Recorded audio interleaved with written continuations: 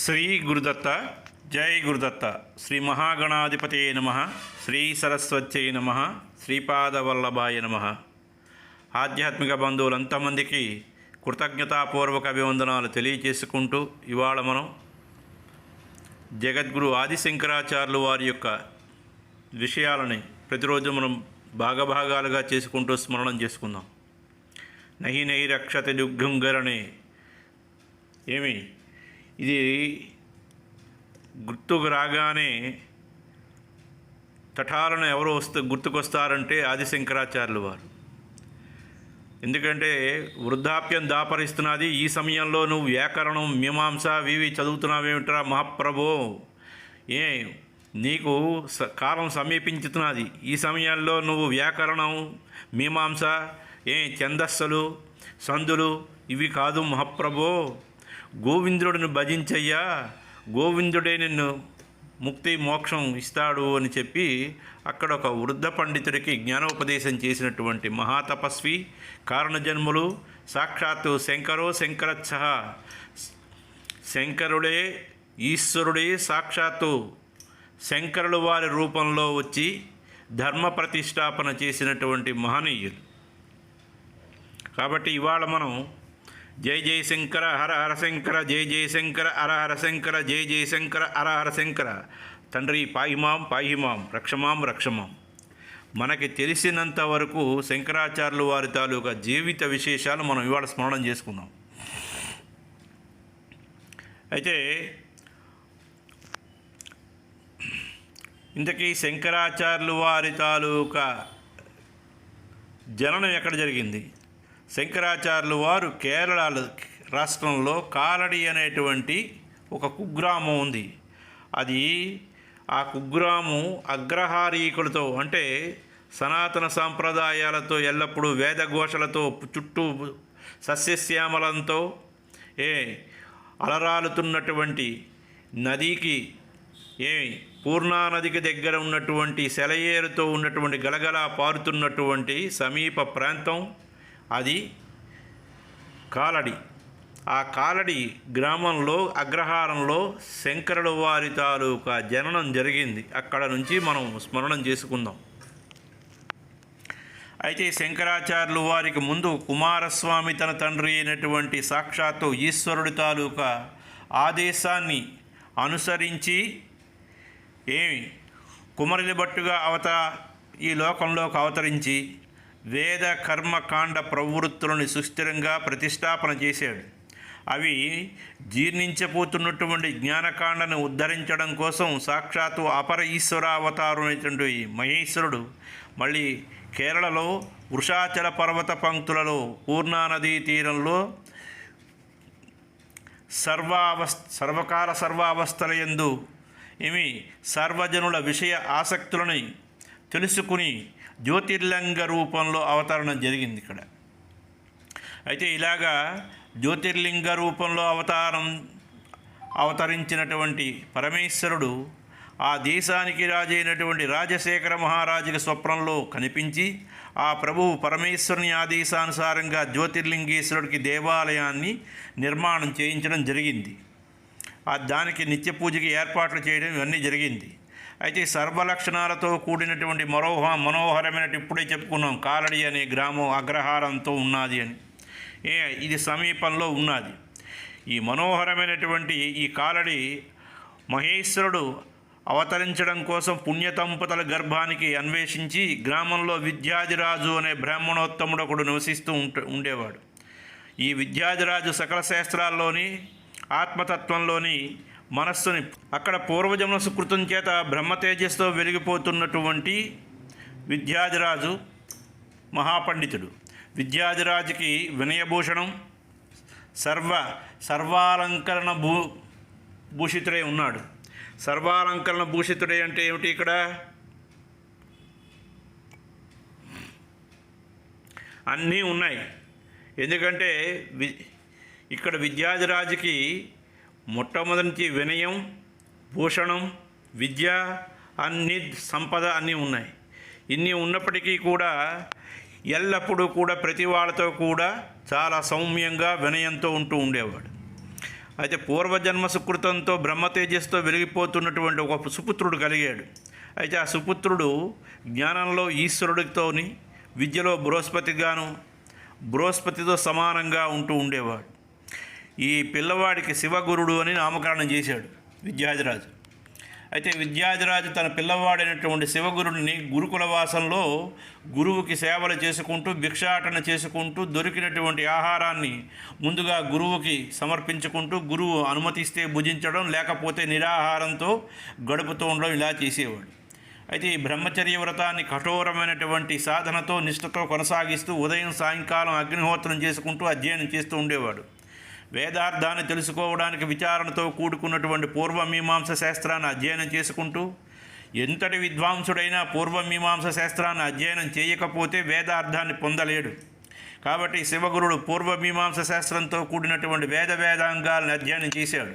అందువలన తెలుసుకున్నది ఏమిటి అంటే, ఏ శాస్త్రమైనా అర్థం తెలియకుండా అధ్యయనం చేసినంత మాత్రాన ఎటువంటి ప్రయోజనం ఉండదు అని. ఇక్కడ మనకి ఏమిటి అంటే, వేదంలో చివరికి ఉన్నది ఏమిటంటే ఘన. ఆ ఘనాన్ని పూర్తి చేసుకుంటే వేదంలో ఆ వేదానికి, అది ఋగ్వేదం కావచ్చు, సామవేదం కావచ్చు, అధర్వణ వేదం కావచ్చు, లేకపోతే శుక్ల యజుర్వేదం కావచ్చు, ఏదైనా సరే సుమారుగా 22 సంవత్సరాలు పడుతుంది ఒక వేదాన్ని అభ్యసించడానికి చిన్నప్పటి నుంచి. అయితే ఘన పూర్తి చేసుకున్న సమయానికి 22 నుంచి 24 సంవత్సరాలు సుమారుగా పడుతుంది. అలాగే సాధారణమైనటువంటి లౌకిక విద్యలో ఎంఏ కావచ్చు, ఎంఎస్సి కావచ్చు పూర్తి చేసుకున్న తర్వాత దానిలో పిహెచ్డి పట్టాన్ని ఎలా పొందుతారో ఇక్కడ కూడా ఘనాతో సమానమైనటువంటిది, తత్సమానమైనటువంటి గౌరవమైనటువంటి అపూర్వమైనటువంటి పట్టా, అంటే దాని డాక్టరేట్ అని ఇందులో అంటారు. లౌకిక విశ్వవిద్యాలయంలో లౌకిక విద్యలో, వేద విద్యలో ఘన అని అంటారు. అంటే ఇక్కడ మనకేమిటి అంటే, వేదాధ్యయనం బ్రహ్మచర్య వ్రతంతో వేదాధ్యయనం పూర్తయిన తర్వాత గృహస్థాశ్రమాన్ని స్వీకరించాలని గురువుగారి తాలూకు ఆదేశం. వేదాధ్యయనం పూర్తి అయిపోయింది శివగురుడిది. వేదార్థాలు తెలుసుకోవడానికి మూలమైనటువంటి పూర్వమీమాంస కూడా బాగా చదువుకున్నావురా, సందేహాలు లేకుండా విచారణ చేసుకున్నావు. నువ్వు ఇక్కడికి వచ్చి చాలా కాలం అయిపోయింది. గురుకుల వాసంలో 12 సంవత్సరాలు శాస్త్రాధ్యయనం నియమంతో చేయాలని, అప్పుడే పవిత్రుడు అవుతాడని మనధర్మశాస్త్రం చెప్పింది. దాని ప్రకారం నువ్వు నడుచుకున్నావు, నీ పూర్తి అయిపోయింది, ఇక నువ్వు వెళ్ళవచ్చు అని చెప్పి రిలీవింగ్ ఆర్డర్ గురువు గారు ఇచ్చేసారు. అంటే ఏమిటి, సర్వ విద్యాపారంగతుడు వైపేవు కాబట్టి నువ్వు ఈయన వెళ్ళిపోవచ్చు అని చెప్పేసి ఇచ్చాడు గురువుగారు. నువ్వు నాకు పరమభక్తుడివి, నువ్వు చేసినటువంటి శుశ్రూషలచే కాబట్టి ఈయన ఇంటికి వెళ్ళు, తల్లిదండ్రులు నువ్వు కోసం ఎదురు చూస్తూ ఉంటాడు, వాళ్ళని పెట్టురా అని చెప్పారు. నాయన ఇక జీవితం క్షణభంగురం అని తెలుసుకో, మధ్యాహ్నం చేయవలసినటువంటి పనులు ఉదయాన్నే చెయ్యి, అలాగే రేపు చేయవలసినటువంటి పనులు ఈరోజే పూర్తి చేయి. ఈ విధంగా పనులన్నీ ముందుగానే పూర్తి చేసుకుని సిద్ధంగా ఉండాలని శాస్త్రాలు చెప్తున్నాయిరా అని గురువుగారు మంచి విషయాలన్నీ కూడా చెప్పారు. అంటే ఇక శిష్యుడిని బయటికి సమాజానికి ఉద్ధరించడం కోసం విడిచిపెడుతున్నప్పుడు గురువుగారు చివరిగా ముఖ్యమైనటువంటి విషయాలు చెప్పి, ధర్మము అధర్మము, నీతి అవినీతి, సత్యము అసత్యము, సమాజం పట్ల ఎలా మెలగాలి, ఇవన్నీ కూడా ముఖ్యమైనటువంటి విషయాలన్నీ కూడా చెప్పి శిష్యుడికి సాగనంపడం అదే చివరి మాటలు. అయితే ఇక్కడ మనకేమిటంటే, సకాలంలో మనం విత్తనాలు నాటితేనే అవి మొలకెత్తి, అవి మొలకలెత్తి నాట్లు వేస్తేనే అవి వరిపైన వచ్చి మనకి ఎప్పటికీ మార్గశిర మాసానికి పంటకు వస్తుంది. ఆషాఢ మాసంలో మనం విత్తనాలు వేసి ఆషాఢ మాసంలో విత్తనాలు వేస్తే ఆరుద్ర కార్తిలో మనం విత్తనాలు పోస్తే మనకు మార్గశిర మాసంలో పంట వస్తుంది. అలాగే మనం ఆరుద్ర కార్తిలో మనం ఏమీ చేయకుండా కూర్చొని మార్గశిర మాసంలో మనం విత్తనాలు నాటితే మనకేమీ రాదు. అలాగే ఇక్కడ కూడా పరిస్థితి కూడా అంతే. కాబట్టి వివాహం చేసుకోవాలి, సరి అయినటువంటి సకాలంలో వివాహం చేసుకోవాలి. యవ్వనంలో వివాహం చేసుకుంటే సంతానం కలుగుతుందంటే అలా కాదు. యవ్వనంలో రాక మునుపు మనం ఏమి చేసినా కూడా ఏమీ రాదు. కాబట్టి అలా కాక యవ్వనంలో రాకముందు యవ్వనం మించిపోయిన తర్వాత వివాహం చేసుకుంటే ఫలితం ఉండదు. కాబట్టి తల్లిదండ్రులు శిశువు జన్మించగానే అతడి వివాహాన్ని గురించి కలలు కంటారు. కాబట్టి తల్లిదండ్రుల కళలను నువ్వు పండించురా నాయన అని అక్కడ చెప్పారు. కాబట్టి ఆ వంశాలకు చెందినటువంటి పితృదేవతలు వాళ్ళకి సంబంధించినటువంటి వాళ్ళకి ఎవరికీ కూడా అంతరాయం లేకుండా పిండ ప్రదానాలు జరగాలని కోరుకుంటూ ఉంటారు. కాబట్టి ఇక్కడ పితరులు వాళ్ళ సంతతి ఎడతెక్కకుండా ఉండడానికి వాళ్ళ వంశవృద్ధి చెందుతూనే ఉండాలని కోరుకుంటారు. వేదాన్ని అర్థం చేసుకోవాలి అంటే మీమాంస శాస్త్రం పఠించాలి. అప్పుడే వేదంలో ధర్మతత్వం విజ్ఞాన విచారాలతో కూడుకున్నటువంటి మీమాంసలో ఆ శాస్త్రంలో దాని తాలూకా లోతుగా అధ్యయనం చేసి దాని ఫలితాన్ని పొందడానికి అవకాశం ఉంటుంది. కాబట్టి అన్ని విధాలైనటువంటి అన్ని యజ్ఞయాగాదులు అన్నీ కూడా అనుష్ఠానం చేయడానికే వేదాన్ని అర్థం చేసుకోవలసి ఉంటుంది. అటువంటి వేద విదితమైనటువంటి ధర్మాలు ఆచరించాలి అంటే వివాహం చేసుకోవాలి. తరువాత ధర్మపత్ని సమేతుడైనటువంటి పవిత్ర గృహమేది అవడానికి అధికారం పొందుతాడు. వివాహానికి పరమ లక్ష్యం ధర్మానుష్ఠానమే కానీ పిండ ప్రదానం కోసమో సంతానోత్పత్తి కోసమో కాదు అని సూచనలు చెప్తున్నారు. ఇక్కడ ముముక్షువుల వైరాగ్యం తీవ్రమైందనుకో వివాహాశ్రమాన్ని స్వీకరించకుండానే సన్యాసం చేయవచ్చు. అందువలన దాని తాలూకా తీవ్ర వైరాగ్యశాలితో ధీమంతుడైనటువంటి శివగురుడు గురువుతో ఇలా మళ్ళీ సమాధానం చెప్తున్నాడు. అయ్యా గురువుగారు, మీరు చెప్పింది ఇంతవరకు విన్నాను, మీరు చెప్పిందంతా యథార్థం. కానీ నైష్టిక బ్రహ్మచారిగా ఉండి వేదాధ్యయనం చేసుకున్నటువంటి పరమపురుషుడు తప్పనిసరిగా గృహస్థాశ్రమం స్వీకరించాలని, ఇతర ఆశ్రమాలు స్వీకరించకూడదని వేదాల్లో ఎక్కడా కఠిన నియమాలు ఏమీ చెప్పబడలేదు. ఆత్మవిముక్తిని కోరే వివేకి వైరాగ్య దురంధరుడైనటువంటి ముముక్షువు 4వ అయినటువంటి సన్యాసాశ్రమాన్ని పొందుతున్నాడు. అలా కాకుండా సంపూర్ణ వైరాగ్యం లేకుండా ధనం, సంపదలు, స్వర్గం, భోగాలు కోరుకునేవాడు బ్రహ్మచర్యం నుంచి గృహస్థాశ్రమాన్ని స్వీకరించవచ్చు. వాడికి కలిగే వైరాగ్యం ఉత్తమమైనదా లేక మందమైనదా అనే తీవ్రతను బట్టి వాడు ఆయా ఆశ్రమాన్ని స్వీకరించవచ్చు. అందరూ గృహస్థులు కావాలని, అందరూ నైష్టిక బ్రహ్మచారులు కావాలని వేదోక్తపరమైనటువంటి నియమం ఎక్కడా లేదు. ఇది నిజమే, అవునా కాదా అని అన్నాడు. అన్న తర్వాత మహాత్మా, నేను ఇంతవరకు తమ సన్నిధానంలో ఉన్నట్లుగానే చిట్ట చివరకు మరణించే వరకు నిష్ఠతో బ్రహ్మచర్యాన్ని పాటిస్తాను. దృఢమైనటువంటి సంకల్పంతో పలాసదండాన్ని, కృష్ణాజినాన్ని ధరించి అగ్నిహోత్రం చేస్తూ ఉంటాను. ఇంతవరకు నేర్చుకున్నటువంటి వేదాలను అధ్యయనం చేస్తాను. జీవితకాలమంతా మీ సేవ చేసుకుంటూ మీ దగ్గరే గడుపుతాను మహాప్రభు అని శివగురుడు గురువు గారికి విన్నవించుకుంటున్నాడు. అయ్యా, మీరు ఎందుకో వైరాగ్య పదాన్ని కప్పిపుచ్చి కర్మకాండ బంధురమైనటువంటి ప్రవృత్తి మార్గాన్ని నాకు ఎందుకు ఉపదేశిస్తున్నారు? లోకంలో వివాహం వల్ల మొదట్లో కొన్ని సుఖాలైతే పొందుతారేమో, భార్య చేత వచ్చే కొన్ని బాహ్య సుఖాలు వస్తాయేమో, సంసారంలో ప్రవేశించిన తర్వాత అందులో సుఖదుఖాలు అనుభవంలోకి వస్తాయి. విశ్లేషించి చూస్తే భార్య వలన కలిగే సుఖానుభవాన్ని రసం లేనిది ఏమి తర్వాత తెలుసుకుంటాం. సంసారం సారం లేనిది. వివేకి అయినటువంటి వాడు, తెలివైన వాడు సంసార ప్రవృత్తి, దృశ్య పదార్థాలన్నీ ఇవన్నీ మనిషికి ఇబ్బంది కలిగించేది, విచారం కలిగించేది, అంటే అసహ్యం కలిగించేది అని తెలుసుకుంటాడు. అప్పుడు వెంటనే తీవ్రమైనటువంటి వైరాగ్యం, నైరాశ్యం పొందుతాడు. వివాహం వలన ఇహలోక సుఖాలు పొందలేకపోయినా సహధర్మచారిణి సమేతుడు అవ్వడం చేత యజ్ఞయాగాదులు చేయడం వలన పుణ్యలోకాలైనా దక్కుతాయి అని అనుకుంటే అది దక్కదు. ఎలాగంటే శాస్త్రాల్లో చెప్పినట్లు సాధన సంపత్తులన్నీ సమకూర్చుకుని చేసే యజ్ఞయాగాదుల్లో ఏమాత్రమైన క్రియాలోపం జరిగితే అది లభించదు. అది గుర్తుపెట్టుకోవాలి.